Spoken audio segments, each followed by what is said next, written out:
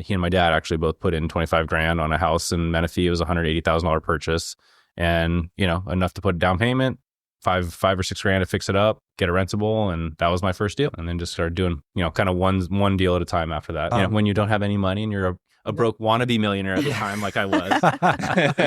Well, that's very resourceful. So you gotta find ways. And raising money. I mean, raising money is a huge part of this game. So you learned that early on. Clearly, wish I had raised a lot more.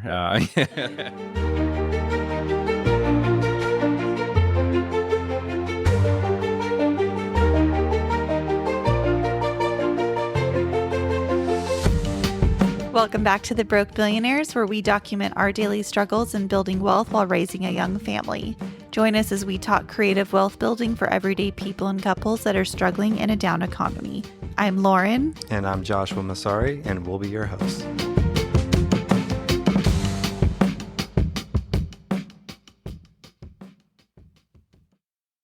I'm here today with a longtime buddy, Ethan Temianka, and his fiance, finally. We got Sherry Wang, and we're gonna talk about his path to wealth building and how he got started, and kind of go into that today. So appreciate you guys being here. It's always fun to catch up with you guys. Yeah, it's great to be here. Thanks for having us by, and really excited to be part of this on the very first inaugural Broke Millionaire podcast. Yeah. So you guys are here in California, but you're currently in Ohio, Columbus. Yep. So tell us how'd you end up there? So I started in real estate about 20 years ago. Soon after the crash, 07, 08, I started getting into buy and hold real estate, but here in California, where I'm from, started buying up with investors some houses out in the desert area, Menifee, Beaumont area. Over time, started looking at other markets, kind of skip ahead a few years, dabbled in the Phoenix market for a little while, dabbled in Michigan. Eventually was looking for a kind of larger portfolio deal with a couple investors, and came across a deal in Columbus, Ohio. Through a mutual friend of ours, actually, Jay Kuchek, helped me find that initial deal. Back in 2012, we closed on it in 2013. So I've been investing out there for over 11, almost 12 years now. Nice. Yeah. And how did you guys meet? We actually met on a Southwest flight. Where I was flying out there from Orange County, and thankfully, the seating policy at Southwest. Ethan was hitting on my hot friend. Yes. That's how we met. I love it. She was sitting in the aisle, and I sat in between them. Well, confirm or deny. Well, who won in the end? It looks like you got the ring. So yeah, but yeah, we were connected on the flight together. Wait, are you still friends with her? Is she coming to the wedding? I'm still friends with her, but no, she's not invited to the wedding. We were just having a friendly conversation. I've been on those Southwest flights with Ethan, and it was always friendly conversations. His mom told me it's his thing, allegedly. So allegedly, hey, when you're traveling every 2 weeks for work, you gotta deal with what you gotta the hand you're dealt, right? Fair enough. Okay, so how'd you get your start in real estate? What was the initial driver? So I started in commercial real estate, working for a guy I don't know if you ever met Righeimer. Did you, Jim Righeimer? Yeah. So a really good guy here in Orange County, who was also involved in politics. Ended up getting my first job in real estate anyways was with him and his commercial redevelopment company. But he also dabbled in a lot of other businesses and industries as well. So I learned a lot from him. He basically taught me, how to structure a real estate deal. And fortunately, after the housing crash of 07, I talked to him. I just said, hey, look, Jim, I think there's an opportunity here. I think these are good investments. We could repurpose these, get them rented out, and they're basically 12 caps all day. I said, hey, let's build this up. And, he didn't want to switch out of commercial. That was kind of what he had been doing at the time, and that was fine. But he did allow me to talk to a few of his investors. So that was the way I put together my first deal. Was actually one of his investors, who's now my main investor, Mark Bucher, a very, very great guy, decided to invest in a property back in 2009, right after the crash. Yeah, we closed in early 2009. He and my dad actually both put in 25 grand on a house in Menifee. It was a $180,000 purchase, and enough to put a down payment, five or six grand to fix it up, get it rentable, and that was my first deal. And then just started doing kind of one deal at a time after that. Yeah, nice. Yeah. when you don't have any money and you're a broke wannabe millionaire at the time, like I was.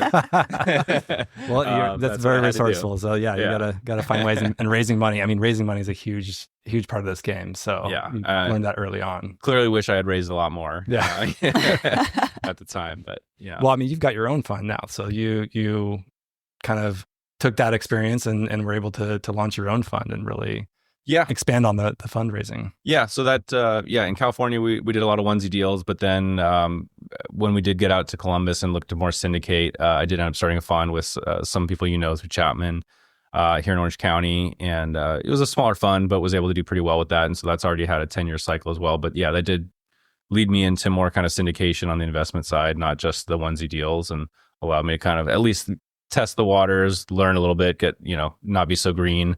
And then that allowed me to kind of go after some of the bigger deals and, acquisitions that I've done in the last few years.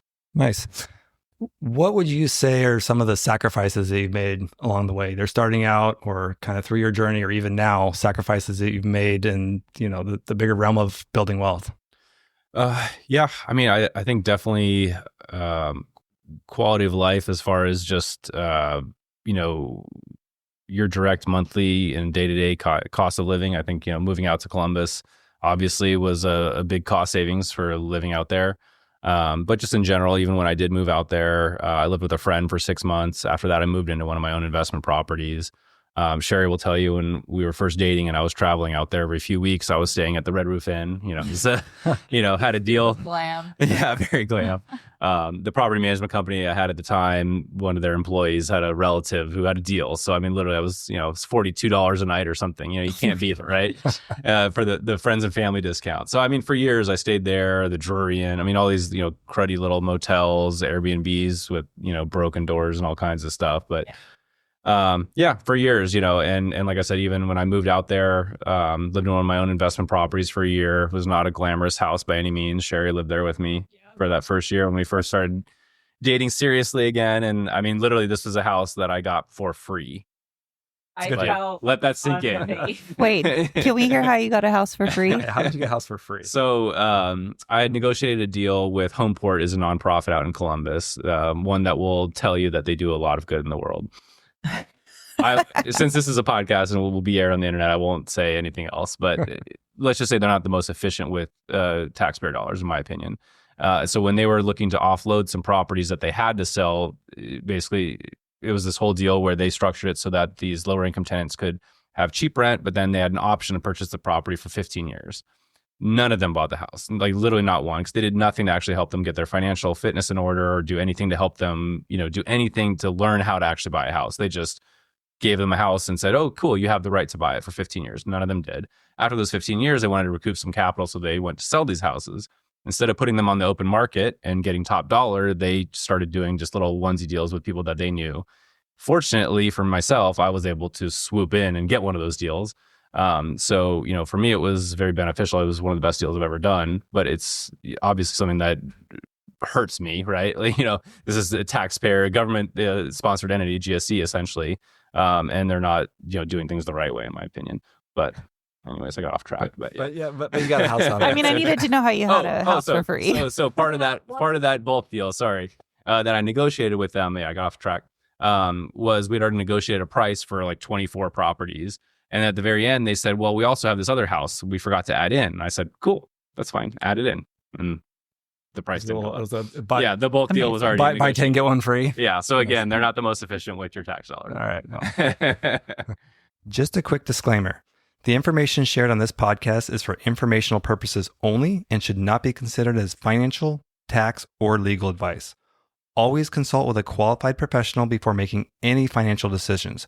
Your individual circumstances may differ and require specific strategies not discussed here. Now, let's get back to the show. All right, so tell us something that you're currently working on now that you're excited about, like some project that's... Yeah, so a few years ago, about 5-6 years ago, I made the transition to switch out of residential real estate and get more into commercial real estate. So I started buying some properties in my direct area because my goal was to redevelop them into more a hospitality, transform the area. Figured it would also help my properties that were surrounding those commercial properties. I ended up actually selling those to a friend of mine who's redeveloping them currently, and am now working on a deal down in Grove City, which is a suburb to the south of Columbus, Ohio. About 45,000 population, more of the blue collar type compared to some of the other suburbs to the north of Columbus. But at the same time has a lot of manufacturing going in, a lot of growth. It's doing very well economically, and they're expanding rapidly. So their town center, however, is a kind of antiquated city with a smaller population, has not really caught up to speed. So they don't have many options for dining, entertainment, bars, etc. So our project is I bought up about almost 6 acres of their town center right in the heart of it. And our goal is to put in a project called Broadway Live, which is a mixed-use transformational project with about 150 apartments, as well as 8 to 10 food vendors, some retail vendors, 3 bars, including a luxury cocktail lounge, a public plaza with large LED screens for sports, etc. So a community hub, so to speak. That's awesome. Very cool. Yeah, it's still just a project, so we have a lot of pre-renderings, but developments still takes some time. So well, when you get that done, we'll definitely have to come out there and check it out, because you've been telling me about that for a while. Yeah, so. I think we'll have to have a lot of the guys out there when that happens. Definitely. Is there a future project that you would like to take on at some point? Pretty much everything I'm doing right now is focused on this. Okay. One thing I kind of think about down the road, because even this project was kind of a vision in my head 10 years ago when I was still doing just residential stuff. And so you always have to have some idea what is down the road next. And for me, I think one thing, and not to get into too much because we could talk about this for an hour and a half on itself, but VTOLs are something that I've talked to like Liang and some of these other guys about, our friends. Vertical takeoff and landing vehicles. I think there's going to be a real estate opportunity that will be created from these over the next 5 years, probably 5 to 10 years, where large swaths of real estate that's largely cheap, unused, undeveloped outside of cities. So I think what will happen will be circle cities, so to speak, where anywhere within a 90-mile range of major cities, that will become more viable from a developer perspective. It won't all happen at once, certainly, but it will unlock some of those swaths of land where I think it will be a lot easier to get in touch with those cities, right? So if you want to be within 15 minutes of a city like Vegas, right? With the VTOL, you can have a 90-mile radius now, as opposed to having to be within 5-10 miles of a city to have that 15-minute travel time. So, and maybe I'm a little off on that, might be 18 or 20 minutes, right? But all of a sudden now those travel times are going to make a lot of other land, I think, more viable. So I think down the road there might be some opportunity there to unlock that, along with vertiports. I think will become a lot more viable from a real estate perspective, because I think we'll see a lot of these like human carrying drones essentially become a lot more ubiquitous throughout major markets in the country. So wild. A vertical takeoff. Are you talking about like a Tesla that takes off, or are you just talking about the drone? Yeah, so they're drones specifically. So the number one company I would refer to is Archer, but Joby is a big one too. There's a handful of others. Archer is probably the most advanced when it comes to their technology, their build out. I've told friends before too. I think they went up like 30% in the last week or two. But I think they'll be bigger than Boeing in 5 to 10 years. They're the future of travel. Yeah. When it comes to intermediate, distances, right? So they're actually starting to become in the fold of Delta and of these larger carriers to get from one point to another in order to enhance their own transportation hubs, so to speak. So, and just in general, I think it's going to open up a lot of other opportunities. Yeah, it's a whole new market that's emerging for sure. Yeah. So again, 10 years out. Yeah. Maybe. Well, that's closer than you think. It goes by fast. The older we get, the faster it goes by. So, hey guys, if you're finding value or just want to follow along on our journey, make sure to hit that like button and subscribe. That would help us tremendously. You can also follow us on Instagram @TheBrokeMillionaires and be sure to share with your friends. Now, let's get back to the show.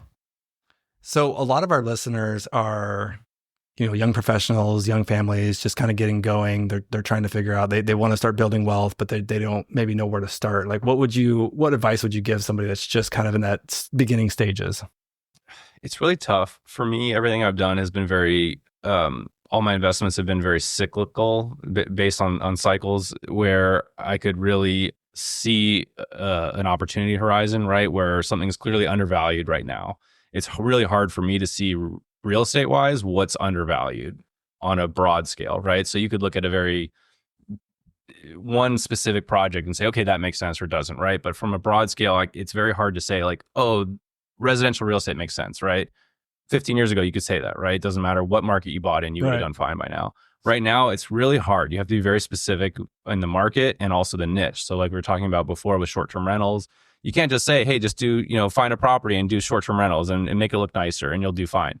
You could have maybe done that 5-10 years ago. Now there's a lot more competition. And I think just in general, it's a lot harder to find deals in real estate. And you really got to set yourself apart, get more creative and kind of dig out a niche. I mean, a lot of things like you see a lot of the landscape hotels and boutique hotels really starting to pick up because it's creating more of an experience and it's really setting itself apart from 100%. Everything else that's out there. Like what we're talking about earlier with Rich Summers and everything he's doing. I totally believe that that's a very good model. Might be a little hard to scale, out of the gate to try to do 10 of those at a time, so to speak. But if you can do 1 or 2 and do them right, you'll do well. Yeah, really set yourself apart. And on that same wavelength too, I think you're seeing experiential, like you were talking about with a lot of these micro units, right? People will just go buy what the guy in Joshua Tree, I think he bought, 100 acres for 10 grand an acre or whatever it was, right? Like nothing, right? Yeah. And then he goes out there and puts these really cool, unique, experiential units out there. And he even has like land speeders that look like they're from Star Wars and stuff like that, right? But he created his own niche market, so to speak. And I think that stuff's starting to take off.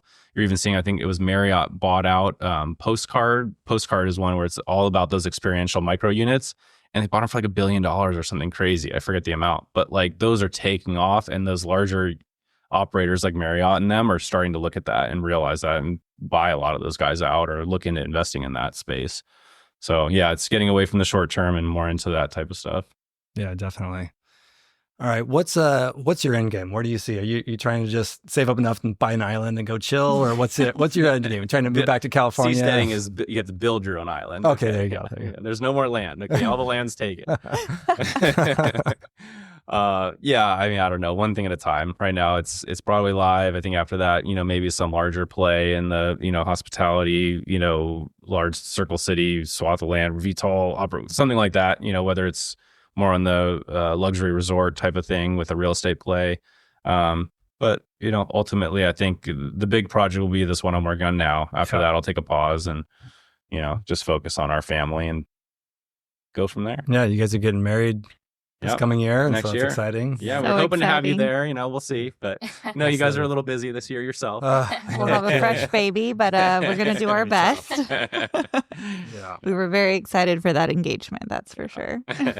Well, we love you guys. So we have a couple questions we like to ask all of our guests. The first one is there a book that has helped you the most in your career, ever, what you've been doing? Like, what book would you say that has helped you the most? So this is when I did have to, think about it a little bit. Okay. Yeah. Huh? Aren't you going to say Blink? Blink was one of them for sure. I think in poker that helped me a lot for sure when I first was getting started out learning or making money playing poker. But also how to build a real estate empire. Sounds very conceited, I know. But that was the book. Yeah. Okay. How to build a real estate empire. On the nose. Yeah. Totally. But it's I remember reading it when I was pretty young, actually, in my early 20s. And it's 4 different authors, and each one of them is a developer, or a real estate, someone in real estate who's done very well in their life. And so each one of them had their own section of the book that they talked about what the most important thing was to them. And so for each one of those, it was something very impactful for me. It also helped me kind of learn how to structure a real estate deal, how to treat your investors right, but also to build wealth while doing it the right way. And for that one, for me, that was very, very impactful. I still have that book. I have all my notes in it from, my early 20s. And was actually, I think that's the book where I first came up with my idea for my tattoo, or I wrote that in there. Oh, love that. Oh, yeah. And Dale Carnegie, How to Win Friends and Influence People. Oh, actually, that's a great book. Right. That is a great book. That's actually the one I wrote That's really good. My two. You're right. I mixed them up. Actually. I mean, that's like a staple library. Yeah. Especially if you're in sales or in some, that's a great book. And then getting into hospitality now with the food hall, the one I read this year was Unreasonable Hospitality by Will Guidara. Was a really good one. I haven't read that. But he used to run 11 Madison Park, and he was kind of the first guy to come up with this idea of creating like a legend for your customers. If it was like one customer, they overheard him talking about how they hadn't had a New York hot dog yet. And so they went out there, got a hot dog, diced it up, made it all look like a Michelin star hot dog and brought it to them. It cost them very little, right? But it's something that customer will never forget for the rest of their life. Yeah. So little things like that, where in hospitality, it's not just black and white. That's service, right? Hospitality is bringing color to that. Right. And so that book was also very impactful in how I want to run my hospitality company as we get this food hall. Wait, I have a question going back to Broadway Live. So are you designing like all of this? Like you're choosing what food vendors you want to come in, what retailers, like everything, or like... Yeah. So right now, technically my partner, I own it. I'm the capital partner. He and I own the development company. And so right now it's all open, right? There's no one else who has any control other than us. As we negotiate with the city, the second we get a dev agreement kind of moving forward and we think we have a deal in place, I'll be hiring on a partner, someone basically that I'll have to bring on, someone that I'll have to pay very well who's done this before, because obviously I have no experience in this. Okay. And so I want someone who's, maybe opened up a Topgolf or two before, right? Or some larger hospitality destination with multiple bars and like that. So someone who has experience doing that. Okay. But I would give him equity and bring him in as part of my hospitality company, which I've already started now. Okay. So that's my goal. And then with that, they would help me hire the team, and I would be very involved with it on a very hands-on basis until it's up and running. I was like, that's kind of a new...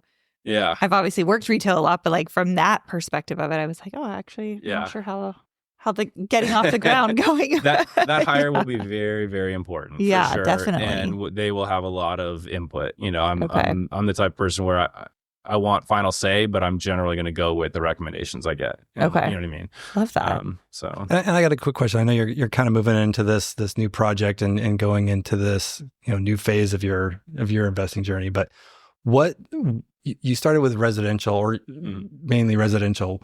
What was your portfolio at the height of it before you started selling off? How many properties did you have? So when we first really started deploying capital in Columbus, back probably at the peak was maybe 2016 when we finished our last acquisition. I still kept buying a little bit in 2017, but had already started selling a few because we basically overbought in all of Columbus. And so I sold off a few in other neighborhoods to fix up the houses in the neighborhood I wanted to focus on, because we ended up having a large capital budget out of the gate as people moved out. And so we focused in that area. But sorry, what was the question? How many properties did you have at the height of your so at the peak was almost 300, about 270 or so, 265, I want to say. And you scaled up pretty quickly with your funds. So that was kind of, you went from... Yeah, it took about 3 years. Yeah. Yeah. So we're probably doing about 100 a year. And then, but now we had gotten down to maybe like 180 was kind of our like normal operating amount, and then now we're down to about 100. We sold. And what were you buying those properties for back then? What was the average? Anywhere from 20 to 55K. Yeah, those kind of like our South Carolina. I mean, those don't exist anymore. Yeah, yeah. And now I'd say our average unit's probably worth about 200. Yeah. Okay. Good equity building. All right. So what's a good podcast that you've learned a lot from? What would you recommend on podcasts? I don't really listen to a lot. I'll listen to snippets on Instagram and stuff. I haven't listened to a ton. Some of the guys we've talked about, Rich Summers and Ryan Pineda, obviously, I forget the guy's name now. The other guy I was thinking of. Yeah, just some of those guys. I do like how you guys are digging in more to the kind of wealth building aspect of it. I think a lot of people talk about, how to make money, flip houses, make money, this, that, and the other. And it's like, cool, you work your tail off and you make a little bit of money, you get taxed on it, and then what? Yeah. And so I think there's a lot more to building wealth. And I think you guys have a really good topic here. I think that a lot of people are starting to understand that, it's not just about working hard to make money one time. It's about working hard to build an investment or to build wealth into something that makes you money while you sleep. It's a slow building process, but it takes long. Very slow, very, very slow. But it's starting to snowball. I mean, when I first started, when I graduated college, I started out, putting, the rich dad, poor dad. I was putting 10%, into my 401k and just making sure I was putting money away. And it's just, it was building very slowly. But once I converted my 401k over to self-directed, at that point I was had a little more control. And then I started like investing more. I had the property I bought here, the first one I bought in 2011, started getting some equity gain from that, and everything just kind of started snowballing. Yeah. So, as you build up, you can't kind of get to that tipping point, and it just starts to like build, and you start to see the results from that. So it's definitely you have to be patient, and you also, you have to make sure you don't get over your skis a little bit. Yeah. A lot of people think, they make a little money and all of a sudden they think they're rich, and it's like, well, calm down, slow your roll a little bit. Well, and it's kind of like, broke and poor and rich and wealthy is not the same thing. Like 100%. Rich is temporary. It's just you made money today, great, but what are you doing to put that away and keep it and have that grow for you? So yeah, I mean, I'm probably doing the best I've ever, financially, whatever, in my life, right? But it's funny because the first house in Costa Mesa that I bought over on Conway, I bought for $500,000. It had been $750 at one point, right? So I got it for $500. It was a good deal. But the house we're living in now, I bought for $430 in a much cheaper market, 15 years later. So, we fixed it up a little bit more, obviously. But it's still, it just, goes to show you, if you know what's important, right? A lot of people go out there and they want to have the expensive car or the expensive house. And it's like, just be comfortable with where you're at, have a nice roof over your head, make sure you can survive and enjoy your life. But at the same time, think about your future. Yeah, definitely. That's what it's about for sure. Yeah, absolutely. Let's see. What is a word or phrase that summarizes your wealth building journey? A word or phrase. You didn't think about this one, did you? No, I didn't see that one on the list. I feel like phrase. I should have a phrase here. Yeah. I feel like it's just been chaotic. Sherry's word is chaotic. I like it. From me, outside looking in, it's really high highs and really low lows, right? I mean, when you're doing this, when you're on this journey, it's not always going to go as planned, right? So these things that you've worked really hard on, when you've had margin calls, when Grove City is taking a long time, you have to be able to really persevere and be gritty through the times that things aren't really going your way. Do you agree? Do you disagree? What's the phrase? Give me a catchphrase. I'm not good at phrases, I guess. I don't know. I like the persevere and gritty. I think that Sherry hit the nail on the head with the high highs and the low lows. Yeah. That's definitely very true for this journey. I always tell him it's like, if it were easy, everyone would be doing it, right? I mean, like, building wealth, it's not just, there's not really a roadmap. You have to be able to take those bigger risks. And I watch Ethan work really hard and take these big risks every day. So it's not easzy. Oh, I love that. And I got one. It's not. I say, he got one. He has one. But he's ready now. What's important too is, nailed it. 100% agree. But doing the right thing when no one's looking, I think that's really important too. And I think especially when it comes to employees and people, not just treating them right, which is obviously important, but also they need to believe in you, right? If they're going to be working for you, giving, most of their life to you, essentially, they should believe in you, right? And so I think if they see you doing the right thing, even, though you don't always have to do the right thing, or, you could cut corners maybe or whatnot, right? And I think just even when no one's watching, just always try to do the right thing and treat people well and with respect. Yeah, and that kind of brings us back to like landlording with our properties. We're very good landlords. Like if something's wrong, like we're on it, we get it fixed. And people have always said, like, all of our tenants be like, oh, thank you so much. I've never had a landlord like, take care of us this well. Like we really, really appreciate 100%. It. And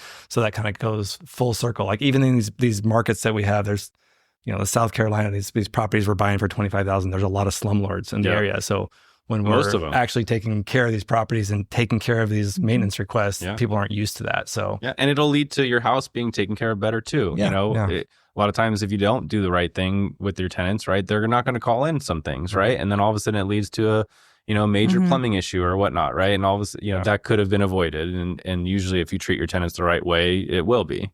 Yeah, so, that's for sure. Yeah, absolutely.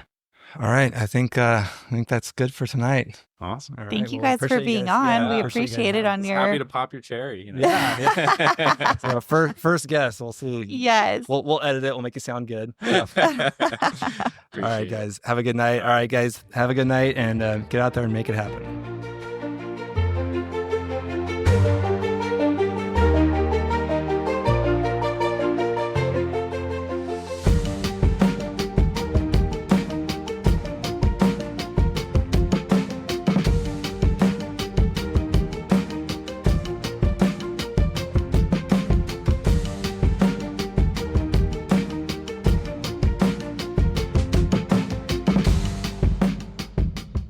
for listening. This has been a production of Rebuilding the Dream Studios.